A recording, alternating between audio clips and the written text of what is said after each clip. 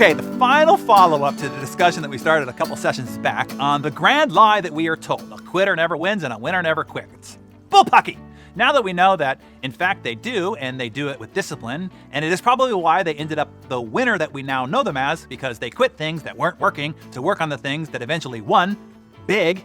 The question you have now is, when is it not the time to quit, right? Such a good question, let's discuss. You don't quit just because it's hard. Anything worthy in life is hard. Love is hard. Happiness is hard. And so is success at anything. Hard is when the fun starts. Oh, write that one on your Instagram page. Hard is when the test begins. That's when the men get separated from the boys and the women get separated from the girls. It drives me nuts when I hear people say lame and damaging things like, you know when it's time to quit when you aren't having fun anymore, or when you don't wake up excited and enthused and energized every day. Come on, grow up, be an adult. Look, even for something you have a love for, a soulful passion for, the day-to-day is gonna suck 95% of the time. It's not going to be fun every day, and most often it's going to be tedious, laborious, mundane, and an outright freaking grind. I just, in fact, described the process of producing Darren Daily for you.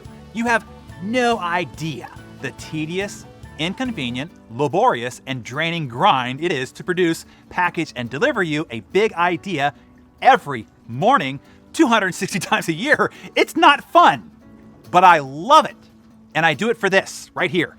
This is that 5%, the ability to talk with you here and give you direct mentorship on things that matter and can make a difference in your life. Then I get to read your comments and later hear about the impact something might have had on your marriage, on your kids, in your business, with your health, or for your income.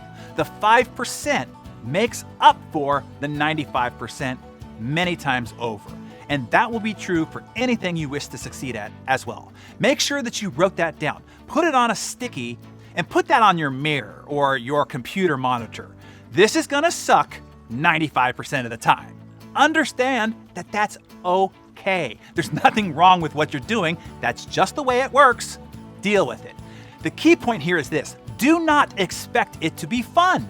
Expect it to be hard. If it were easy, everybody would do it. Because it's hard is why it's so valuable. Hard is not a sign that you should quit. Hard is a sign that you are about to separate yourself from the herd if you persist.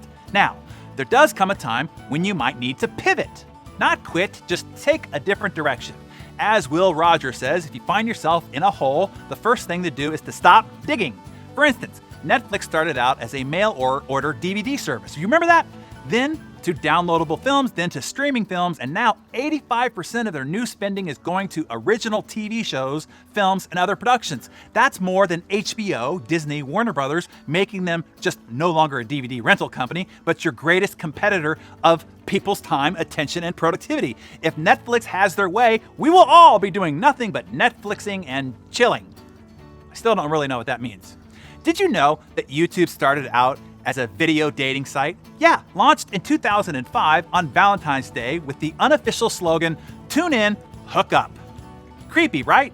Everybody else thought so too. After 5 days, nobody uploaded a single video, and then they pivoted. And now we have Justin Bieber.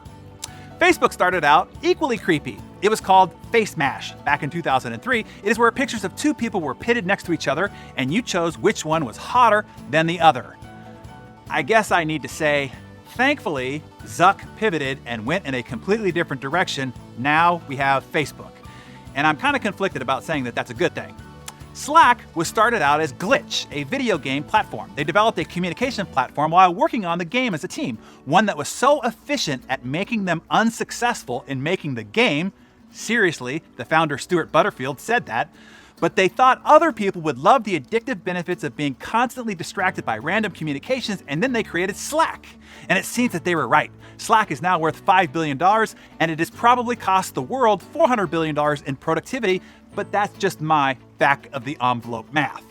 IBM was the big blue giant for so long. Then IBM compatible personal computers of the 80s and 90s came out and were offered at a fraction of the price. The blue giant was brought to its knees and was about to go into the light. like Kodak and Blockbuster, but then they pivoted hard. They literally tossed their entire legacy into the wastebasket and went whole hog into IT consulting services for large organizations. Today, IBM is worth $170 billion. Nintendo began as a playing card company in the 1880s. That demand waned in the mid-20th century. They pivoted into a taxi company. That crashed. An instant rice company. Bust. A vacuum cleaner. Nah. Then eventually into an hourly hotel chain. You know what those are used for, right? Me neither. Anyway, that petered out. And in the 1970s, they negotiated the rights to distribute the first video game console, and the stocky Italian plumber and his skinny brother invaded our lives from there. Today, they're worth some $45 billion. So there you have it.